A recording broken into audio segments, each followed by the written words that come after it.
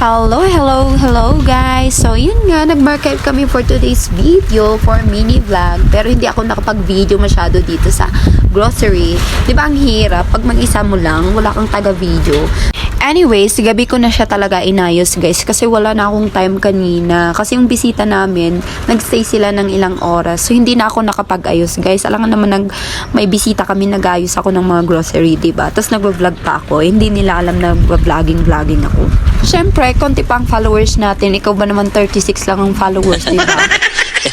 Tapos tatanungin ka, magkano na followers mo, diba?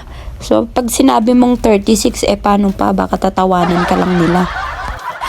Ayun na nga guys, so ito lang yung mga na-grocery ko. Hindi naman karamihan pero kasi nga dadalawa lang namin, tatatlo lang kami dito sa bahay, 'di ba? At saka tipid-tipid ba, budget, 'di ba? Talagang hahanapin mo sa kasulok-sulukan yung mga pinakamurang bilihan talaga. So, iba na talaga pag nagkaroon kayo ng pamilya, guys. Hindi na madali kasi kahit na piso lang sa jeep na sukli mo talagang pinaglalaban mo, guys. Pero ako naman, masaya na ako pag mga kompletong mga grocery. Sa mga parents talagang nakapagpapasaya sa kanila, hindi na mga flowers at ano-ano dyan. Kasi ito talaga, money. Pera ba? Oh, mukhang pera. Kahit sabihin nyo yan, totoo naman. No. Gusto ko nga gawin to kinabukasan, pero naman naisip ko, may work pala ako. Monday pala. Diyos ko, die. Ang bilis ng oras. Ang bilis ng araw ba. Naisip ko, may mga frozen pala akong nabili. May mga hotdog pala akong nabili. Lang naman i-stock ko lang dyan sa karton. Kasi tinamad talaga akong buksan, kaya yun na. Inayos ko na din lang lahat kasi sabi ko, i-ref ko na lang yung pwedeng may ref. So, yun na. Nakapaglinis pa ako ng konti dito sa bahay, o diba?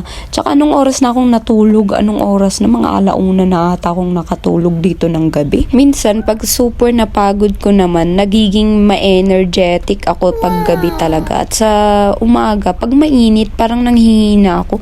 Parang gusto kong matulog at maghilata whole day talaga.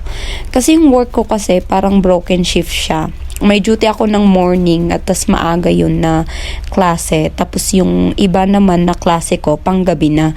So parang 5 hours a day lang na 1 hour sa morning. Tapos 4 hours naman yung klase kung diretso pag gabi na. Pero yun, nasa mga 6 to 9 or 7 to 8 naman yung depende din sa mga schedule na kinuha at depende din sa mga student ko kung anong time nila gusto. So, yun nga guys. So, yun yung work ko talaga.